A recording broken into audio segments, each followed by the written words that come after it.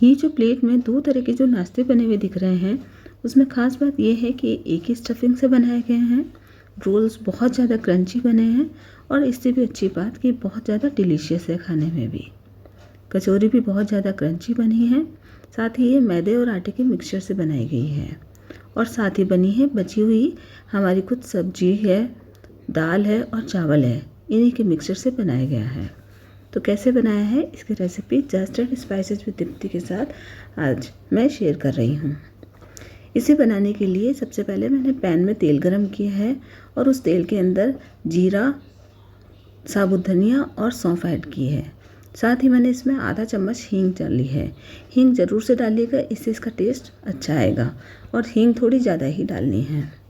अब जो आलू मैंने बॉईल करके रखे थे पहले से, जो मसाला बनाया था, साथ ही जो पुलाव बना था और दाल, ये सब मेरा बचा हुआ है सुबह का। और रात को किसी के भी खाना खाने की इच्छा नहीं थी कि रोटी खाई जाए, तो इसलिए थोड़ा डिफरेंट कुछ बनाया जाए, यही सोच के मैंने इसका एक स्टफिंग तैयार की। तो इन सभी बचे हुए सामान को मैंने इकट्ठा किया और पैन में अच्छे से सेकने के लिए डाल दिया। तो पहले इस चावल को अच्छे से मैंने मैश कर लिया है।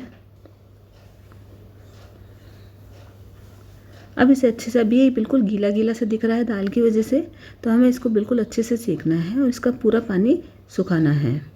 तो इस काम को करने में 10 मिनट तक लग जाएंगे इस पूरी प्रोसेस में।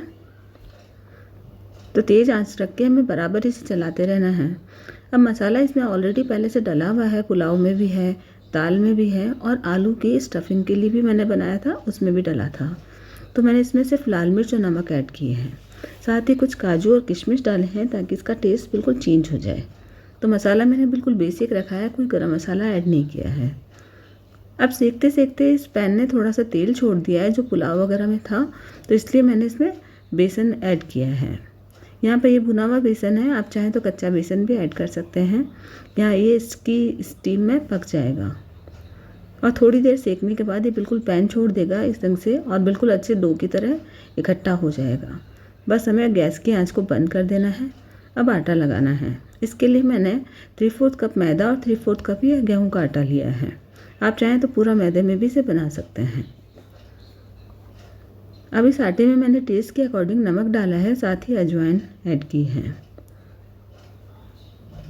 अब इसमें मोइन डाला है। तो मैंने मोइन है जो पहले 1/4 कप लिया था, उसके बाद मैंने इसका आधा ही डाला है।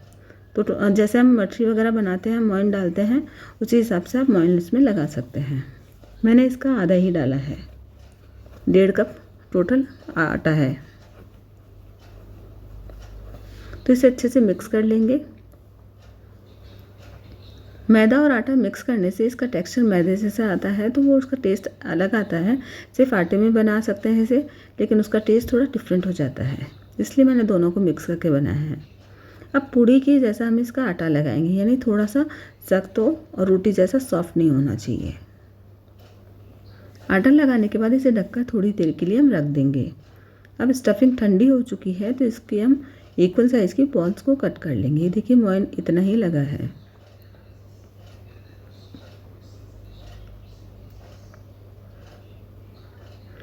हम इस मसाले की सभी की बॉल्स बना लेंगे।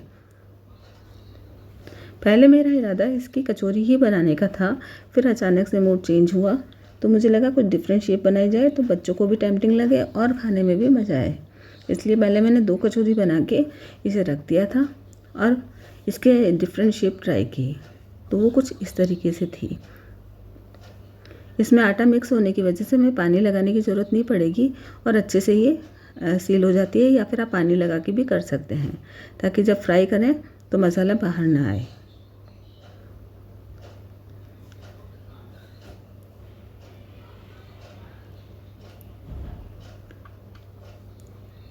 अब डिफरेंट शेप ट्राई करने के लिए मैंने एक बड़ी सी रोटी बेली, उसके रेक्टेंगल्स कट किए और फिर स्टफिंग लगाई इस ढंग से और रोल बना लिए। अब ये रोल सभी एक साइज़ के बने, इस बात का हमें ध्यान रखना है। तो मैंने सभी साइड्स को कट कर दिया है और एक रेक्टेंगल सा बना लिया है। अब देखिए कुछ इस तरीके से मैंने इसके पीसेस कट किए हैं, ताकि अच्छे से रोल इक्वल साइज़ के बन सके और सभी रोल्स में इक्वल फिलिंग भर दी है। अभी रोल्स को वैसे तो हम वैसे ही डीप फ्राई कर सकते हैं, लेकिन साइड्स खुली होने के कारण इसमें तेल भर जाएगा तो वो खाने में अच्छा नहीं लगेगा। इसलिए इसके लिए अलग से हम एक स्लरी तैयार करेंगे। तो मैंने सभी रोल्स बनाकर रेडी कर लिए हैं। अब मैदे की बिल्कुल पतली सी एक स्लरी बनाई है। मैदे में पानी डाला और कुछ नहीं डाला। साथ ही मैंने कुछ कॉर्नफ्लेक्स लिए हैं। यहाँ पर आप चाहें तो ब्रेड क्रम्स यूज़ कर सकते हैं। मैंने कॉर्नफ्लेक्स लिए हैं जिन्हें बिल्कुल बारीक बारीक हाथों से ही एकदम पाउडर सा बना लिया है। मिक्सी में बिल्कुल ग्राइंड मत कीजिएगा, वरना फाइन पाउडर बन जाएगा जो हमें नहीं चाहिए। ऐसा मोटा सा ही चाहिए। तो हमें ऊपर नीचे चारों तरफ से इसे स्लरी में कोट करने के बाद इस जो कॉर्नफ्लेक्स है उसमें हमें कोट करना ज़रूरी है।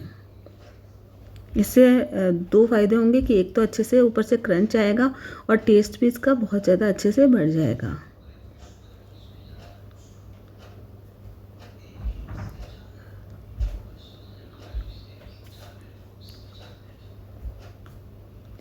इसी ढंग से सभी को स्लरी में कोट करने के बाद मैंने सभी को कॉर्नफ्लेक्स में कोट कर लिया है।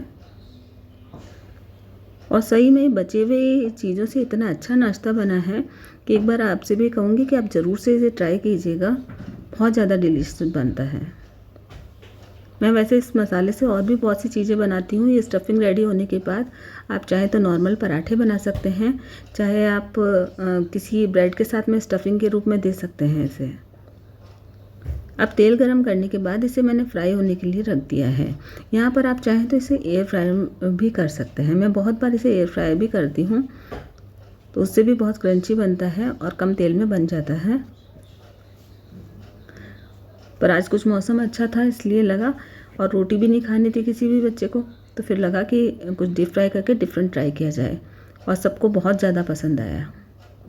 तो बिल्कुल जब गोल्डन कलर आ जाए तो इसे बाहर निकाल लेना है। इसी ढंग से बाकी के भी हमें फ्राई करने हैं। अब जो हमने कचौरी सी बनाई थी उसे भी फ्राई कर लेंगे।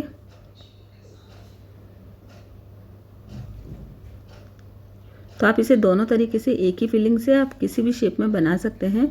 दोनों ही मसाले पूरा एक सा है, स्टफिंग बाहर की आउटर लेयर भी एक सी है और बहुत टेस्टी बना है। अगर आपको मेरी रेसिपी अच्छी लगी हो तो लाइक शेयर करें, मेरे चैनल को प्लीज़ सब्सक्राइब कीजिए, और मेरी दूसरी रेसिपीज़ को देखने के लिए मेरे channel just add spices with Tripti को विजिट कीजिए। देखिए बहुत ज़्यादा क्रंची और टेस्टी बने हैं। आप भी बनाइए, और खाने को आप लोग किस ढंग से यूज़ करते हैं, उसके क्या क्या आइडियाज़ हैं वो भी मेरे साथ शेयर कर सकते हैं। Thanks for watching.